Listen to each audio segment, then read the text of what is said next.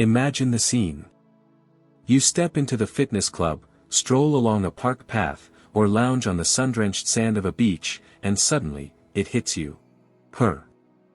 Wearing leggings that hug her form like a second layer of skin. Wearing shorts so tight they leave absolutely no room for mystery. And your eyes, defying your willpower, drift downward and lock onto that specific, forbidden target. On the camel toe. And right there, your brain experiences a total short circuit. Your initial instinct is to avert your gaze instantly, terrified of looking like a beast, a pervert, or a stalker. Your second thought is a question that strikes right at the core: does she truly not comprehend how revealing that is? Has she not checked her reflection in the mirror today? I am about to reveal a truth to you that will be both your liberation and your shock. She does not just know. She is counting on it. The innocent belief that this is merely comfortable athletic wear is a bedtime story for naive boys. We are facing a global pandemic of authorized exhibitionism, a potent psychological weapon that women wield every single day. And today, we will do more than just dissect this phenomenon. I am handing you the master key. A key that will enable you to decipher this textile code as effortlessly as you read a billboard. You will cease to be an awkward bystander and transform into an expert who perceives the entire game with X-ray vision. We will expose the 5 primary reasons why they do this. And the 5th reason, the supreme one, is not simply a craving for attention. It is a calculated filter, a genuine snare, which I will unveil at the very conclusion of this video. However, I must issue a warning: if you only stay with me until the halfway point, you will walk away with only half the truth. I will disclose the ultimate secret at the end. Therefore, before we proceed, go ahead and press the like button on this video. And if this is your first time here and you are prepared to go the distance for brutal truth, subscribe right now. And one final detail before we plunge into the depths. I am genuinely interested in our geography. Please drop a comment stating which city you are watching from. It helps us immensely to understand where our strongest audience resides. Part 1, The Biology of the Male Gaze, Why We Are Hardwired to Stare. To comprehend her hidden motives, you must first comprehend yourself without any self-deception. Why does your vision, like a heat-seeking missile, homing in on exactly this zone? The answer is simple and ruthless: it is not your depravity. It is your factory settings. Focus. Hardwired instinct. Millions of years of relentless evolution have sharpened the male brain into the ultimate biological scanner. A scanner with one primary directive: to evaluate the reproductive viability of the female. And the focal point of this scan is the so-called triangle of life. The pelvis, the hips, and the lower abdomen. This is precisely where nature placed every biological marker that screams to your subconscious about the essentials: youth, vitality, fertility. This is not poetic imagery, but cold, hard science. Anthropologists identify the waist-to-hip ratio as a critical metric. The ideal ratio, hovering around 0.7, is decoded by the male brain on an unconscious level as a certificate of hormonal health and childbearing capacity. But these are just the broad strokes. The most potent, high-frequency signal radiates from the very center of this anatomy. A sharply defined relief, which the tight fabric displays so blatantly, serves as undeniable proof of peak fertility to your primitive brain. It is a sign of youth, a robust endocrine system, and a lack of excess adipose tissue that might suggest illness or aging. Your eyes latch onto it not because society has corrupted you, but because your internal processor, handed down from tens of thousands of ancestral generations, is running its core program: locate and lock onto the superior genetic material for procreation. It is a reflex as overpowering as the urge to eat when starving or sleep when exhausted. To deny it is to fight your own biology. And women, on a visceral level, understand this far better than any academic. They sense the raw power of this signal and they weaponize it. Focus, the illusion of nudity. But this raises a logical objection. She is technically clothed. Why then is the impact identical to her being nearly naked? Here we arrive at the most sophisticated trick in modern fashion: which I term the phantom nudity effect. Our brain, despite its incredible complexity, is remarkably lazy in certain aspects. It craves binary signals and simple categories. Clothed or unclothed. Historically, garments acted as a barrier, both physical and social. Heavy fabrics, layers, loose fits, these are complex visual inputs telling the brain, object concealed, details obscured, cognitive analysis needed. This triggers the higher cortex, the part responsible for social etiquette and logic. But what occurs when a woman slips into thin, high-elasticity leggings? She executes a hack against your visual cortex. The fabric exists, but its function as a visual barrier is nullified. It does not hide it highlights. It does not mask volume, it traces it. The brain receives two conflicting data streams, the eyes register fabric, but the pattern recognition software perceives the exact, detailed topography of a naked body. And in this clash, the ancient, louder signal prevails, the signal of nudity. It is a brilliant exploit of your perception system. To your subconscious mind, she is nude. But to the law, to society, and for her own plausible deniability, she is dressed. She has discovered a method to broadcast the loudest possible sexual frequency without formally violating a single norm.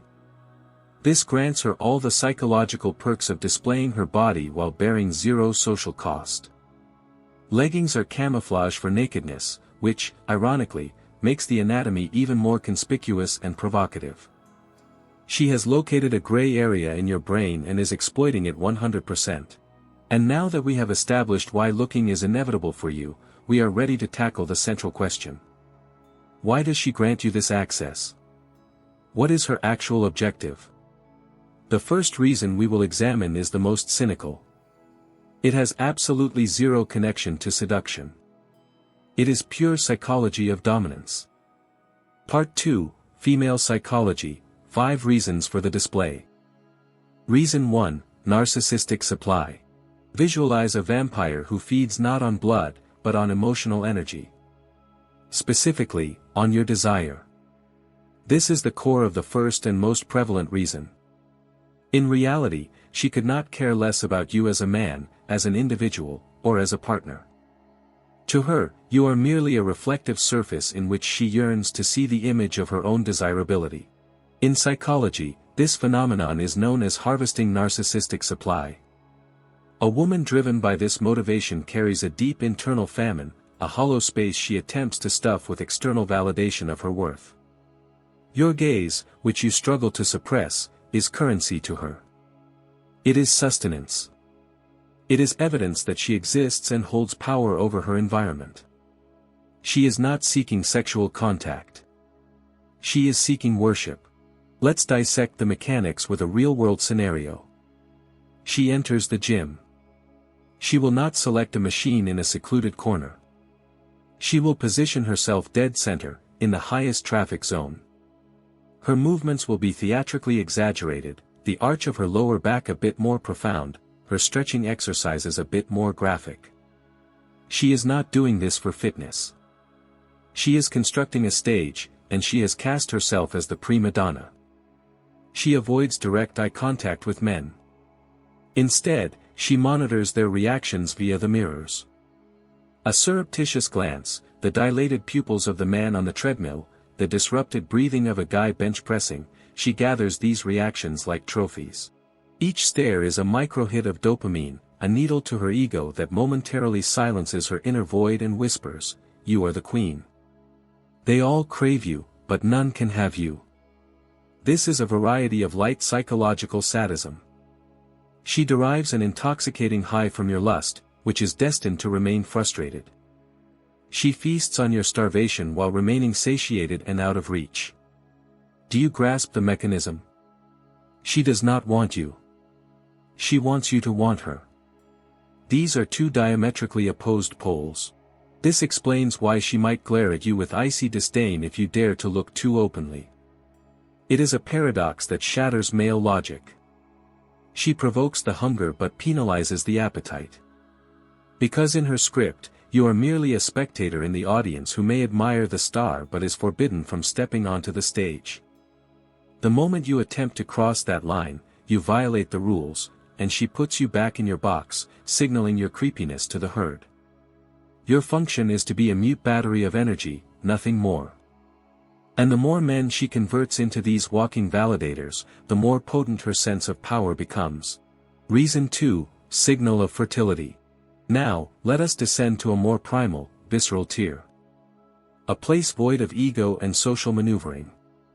The level of raw biology. Tight-fitting gear that does not merely accentuate but aggressively outlines the anatomy of the female center is the most archaic and honest signal in existence. It is the silent roar of her physiology: I am at my peak.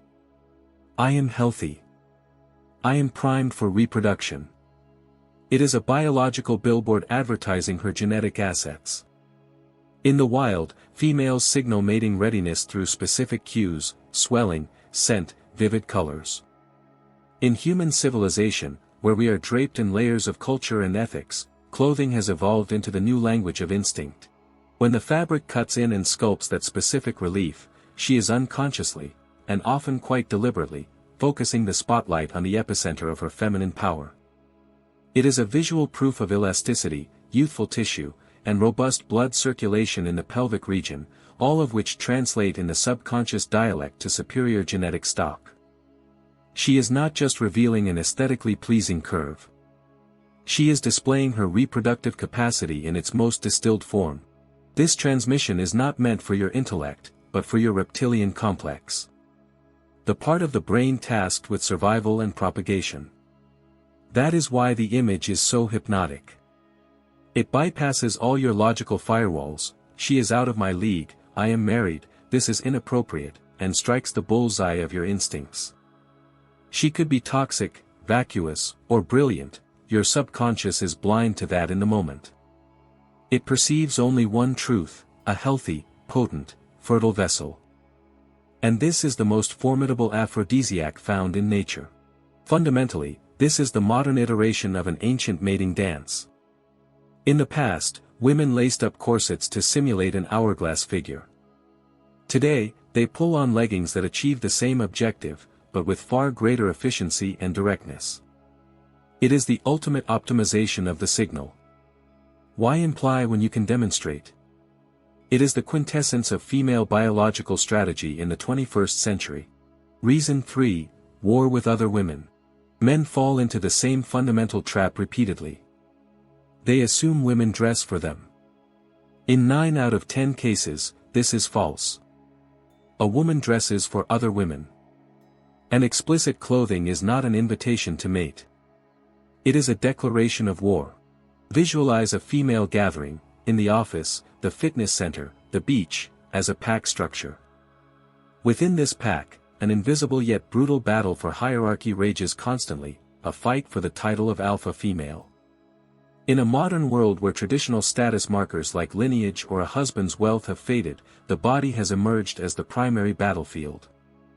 When she wears leggings that expose every contour, she is executing a multi-front tactical strike.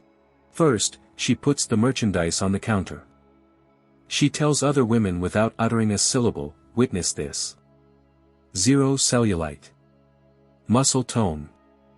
My body is fresh and powerful. What can you bring to the table? This is dominance established through physical superiority. She compels rivals to compare themselves to her and, inevitably, to lose. This triggers envy and insecurity in them, and these emotions from her competitors serve as validation of her elite status. Second, she marks her territory. By cranking her sexual radiance to the maximum, she effectively monopolizes the attention of every male in the vicinity. Like a high-powered magnet, she hijacks their gaze, leaving other women in the darkness. This is a devastating blow to a rival's self-esteem. For a woman, nothing is more painful than becoming invisible next to a brighter specimen. Men, in this equation, are not the objective but the ammunition. We are the prize that certifies one woman's victory over another. This is why you catch women eyeing each other with barely suppressed hostility. They scan one another with far more ruthlessness and precision than any man ever could. They detect every flaw, every wrinkle, every loose thread. And the one who dares to dress more boldly, whose body aligns closer to perfection, automatically seizes the higher rung on the ladder. So when you stare at her, realize, you are merely a pawn, a weapon in her eternal combat with her peers. This represents the level of depth you will encounter in my content. If this is the unfiltered analysis you have been seeking, this is the ideal moment to subscribe. Reason 4, Safe Exhibitionism. Now let us touch upon the taboo. The shadow side of the female psyche that old Freud exposed so brilliantly. Within many women, even those who appear modest, resides a repressed urge, a fantasy of being observed. Of being caught. To taste that sharp, intoxicating cocktail of shame and arousal derived from someone witnessing her vulnerability, her nakedness. In daily life, acting on this fantasy is strictly forbidden. Realizing it is a crime and social suicide. This urge is shoved deep into the subconscious, but it does not vanish. It hunts for an escape valve. And modern fashion has gifted her a brilliant loophole. The gym, the shoreline, or a sunlit street becomes a legitimate theater where she can enact her forbidden scenario. By wearing leggings that conceal nothing, she can run this fantasy in safe mode. She is effectively naked, yet technically clothed. She places herself on public exhibition, yet retains the power to accuse the viewer of perversion at any second, shifting the blame entirely to him. She extracts that thrill of risk, shame, and dominance she craved, without stepping over the legal line. She walks and feels the weight of dozens of eyes. She knows precisely what they are seeing. And in that instant, she experiences that internal tremor, that illicit joy of violating a taboo. It is a game played on the razor's edge, and it electrifies her nervous system. It is a mechanism to vent accumulated psychological pressure, to let her inner demon out for a stroll within socially sanctioned boundaries. This is not about acquiring a mate. It is her private, intimate cinema, where she plays both star and director. And you? You are just the audience member whose reaction is a necessary prop in her scene. Your flustered or hungry stare is the applause confirming her performance was a triumph. Yet, even this potent psychological maneuver pales in comparison to the cold, calculated game behind the fifth, primary reason. A reason that transforms her attire into a veritable lie detector for men. Part 3, Typology of the display, what her style says. Not all camel toes are identical. A trained eye can discern nuances that, like forensic evidence, reveal more about the woman than she would ever verbally admit. There are two distinct categories of this display, accidental and aggressive. Mastering the distinction is your key to reading her intent. Type, accidental. This is the variant you encounter most frequently. It appears she simply pulled on comfortable leggings without a second thought for the visual consequences. Her hair might be in a chaotic bun, her face free of makeup. She seems absorbed in a phone call or lost in her headphones. Her entire posture broadcasts relaxation and introversion. The signal is present, but it feels undirected, aimless. What does this signify? There are two possibilities. First, she truly is simple and perhaps a bit unkempt. She prioritizes comfort over optics and lacks awareness of her impact on the environment. Her internal compass is not calibrated to male attention. This might suggest a breezy, somewhat infantile personality, or perhaps she is in a secure, long-term bond where the need to prove her worth has vanished. She is simply living, and her clothes are background noise. The second possibility is high-level camouflage. She aims to appear as the girl next door so her revealing anatomy does not come across as vulgar or predatory. It is a subtle gambit designed to make a man think, she is so natural, so raw, she doesn't even realize how erotic she is. This manufactures an illusion of innocence and accessibility, which acts as a massive trigger for many men. She is signaling, I am not a hunter, I am just me. But behind this facade may lurk a calculating player who has selected a more insidious strategy than a frontal assault. She crafts the innocent neighbor avatar to disarm your defenses. Type, aggression. This is an entirely different beast. Here, There are no accidents and no gray areas. Every pixel of her image screams intention. She wears undergarments or leggings with specific cuts that do not hide, but rather sculpt and hyperbolically emphasize that relief. Often, these are premium athletic brands that have built their entire marketing empire on provocation. Her gait is fluid, with a deliberate sway of the hips. She holds eye contact a fraction longer than social norms dictate. She isn't listening to music. She is reading the room. She is on the prowl. This is no longer a signal. It is a manifesto. She is hunting. This aesthetic speaks of high libido, of a sexual energy that demands release. She is supreme in her confidence, in her physique, and she has zero fear of displaying it. She seeks no approval. She seeks a peer, an equal who will not flinch before her directness and sexuality. Her appearance is a gauntlet thrown down. Here I am, uncensored. Are you capable? A woman like this has no time for guess my mind games. Her message is crystal clear: I am present. I am ready. I know my desires. Do you know yours? And the response to such a challenge demands a specific caliber of man. Any slip-up, any show of weakness or hesitation, will be logged as a failure. And this brings us to the crux of the matter, your strategy. Part 4, Male Strategy, How to React to Win the Game. So, the target is in sight. She transmits the signal, be it accidental or aggressive. Your instincts are blaring alarms. Blood surges to your muscles and loins, pupils dilate, the logical prefrontal cortex goes offline for a split second. In this moment, you stand at a crossroads. One path leads to servitude, the other to sovereignty. 99% of men, enslaved by this biochemistry, take the first path, committing the same fatal error. Mistake number 1, the hungry puppy stare. What does the average male do? He gawks. And this stare is a signed confession of his own weakness. Let's break it down like a crime scene. There are two subvarieties of this disastrous look, the predator and the mouse. The predator stare is the overt, almost rude ogling. The man believes he is projecting alpha dominance and sexual interest. In reality, he is broadcasting, my biology overrides my social intelligence. I lack self-control in your presence. What does she see? Not a strong man, but a basic animal responding to a stimulus. It is predictable. It is tedious. And crucially, it feels unsafe. A woman knows deep down, a man who cannot govern his lust will not govern his rage, his panic, or his cowardice when real danger strikes. He is disqualified. The mouse stare is even more pathetic. These are the thieving, darting glances. He looks, she catches him, he cowardly snaps his eyes away. He is fearful, ashamed of his own hunger. He broadcasts, I desire you, but I fear you.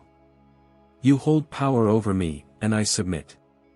He surrenders all leverage without throwing a single punch.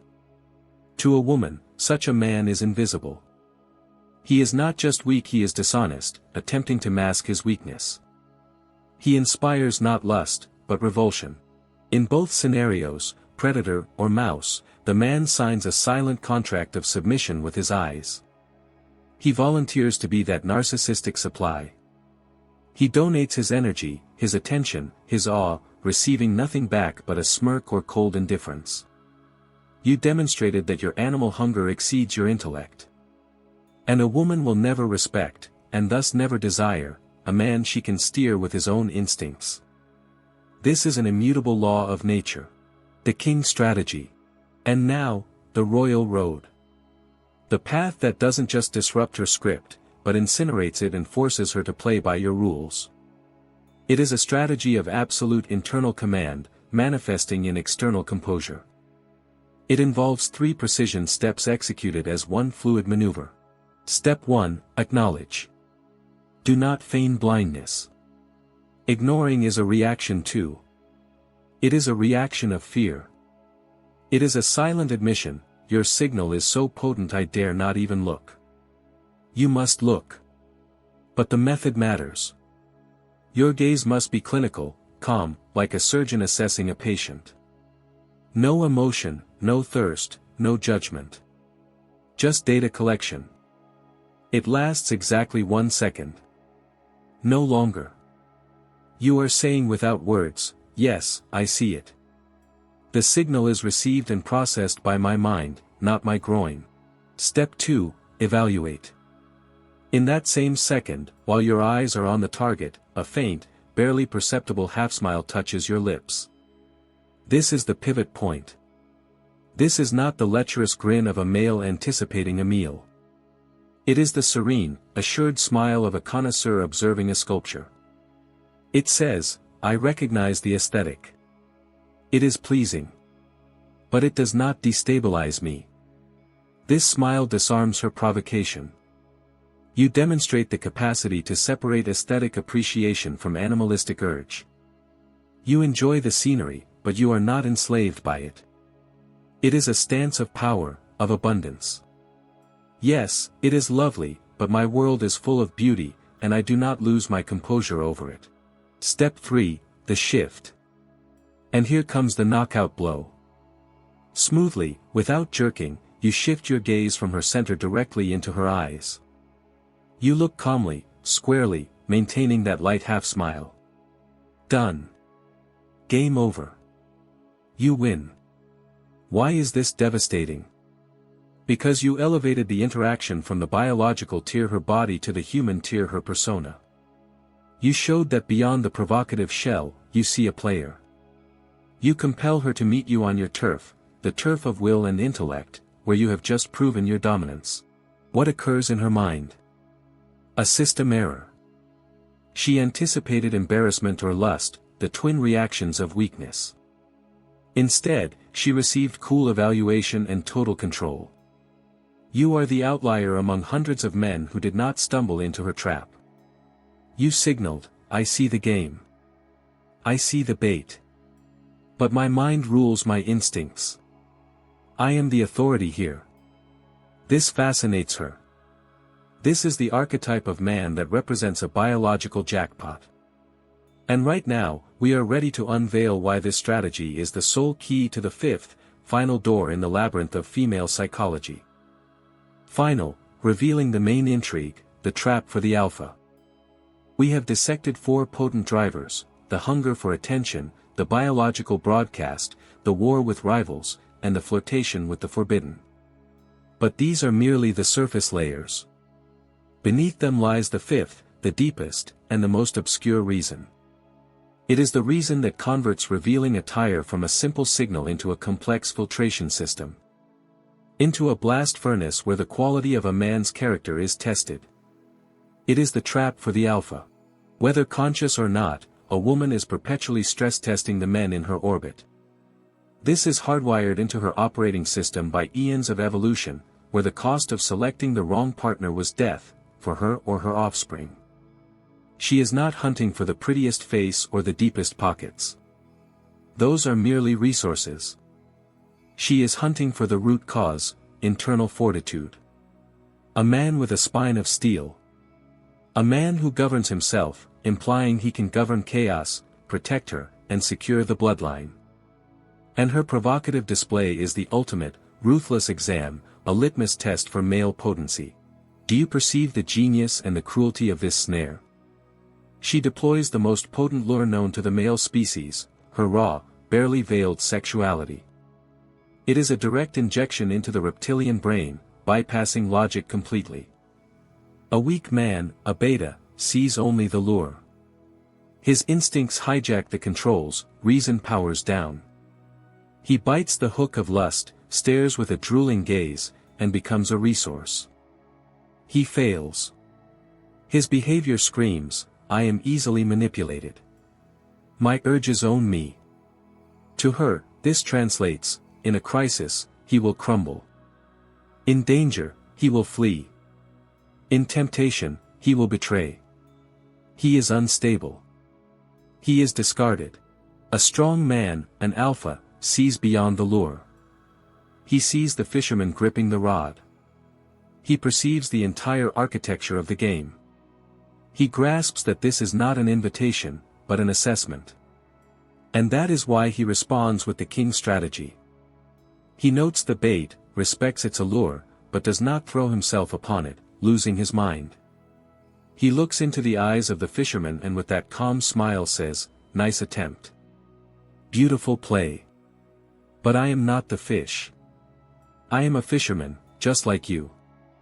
He is the sole survivor of the test that filtered out 99% of the competition.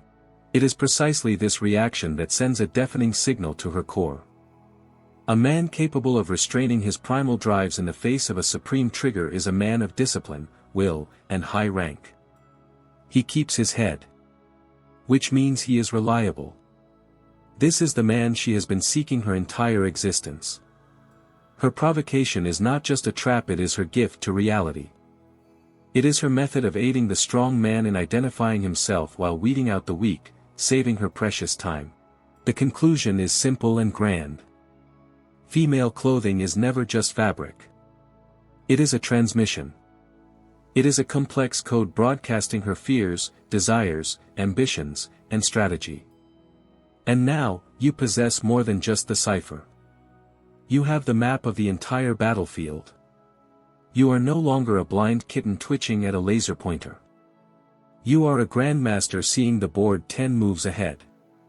You discern who stands before you, a narcissist starving for validation, a woman on the hunt, a soldier in the female wars, or a cold-blooded selector seeking a king. You have ceased to be an object in her game. You have ascended to become an equal player. But paramount to all, you have seized the key to controlling not her, but yourself. You have achieved liberation from your own biology. And a man free from his internal chains is truly omnipotent. That is the most valuable data you could acquire today. Today we expose the 5 core motives of female display. And now, the ultimate question to you, my intellectual viewer.